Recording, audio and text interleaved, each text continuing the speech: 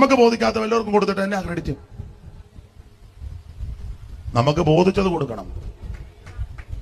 നീ ഒരു ഷർട്ട് കൊടുക്കുന്നെങ്കിൽ ഏറ്റവും നല്ല ഷർട്ട് കൊടുക്കണം. അതാ മാന്യത. ഉദാഹരണമാ, നീ ഒരു സാരി കൊടുക്കുന്നെങ്കിൽ ഏറ്റവും നല്ല സാരി കൊടുക്കണം. ഒരാൾക്ക് ഭക്ഷണം കൊടുക്കുന്നെങ്കിൽ ഏറ്റവും നല്ല ഭക്ഷണം കൊടുക്കണം. ഉണ്ടെങ്കിൽ വീട്ടിലെ സാഹചര്യം വേണ്ടേ. പന്തിയിൽ പക്ഷാഭേദവും പാടില്ല. സ്തോത്രം.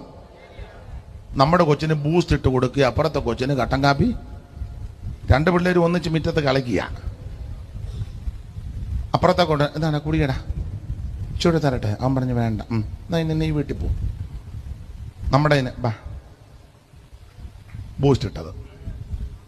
രണ്ട് പിള്ളേർ ഒരുപോലെ കളിച്ചതാ. നിങ്ങൾക്ക് മനസ്സിലാകാടിയാന്നോ പൊട്ടം കളിക്കുകയാന്നോ?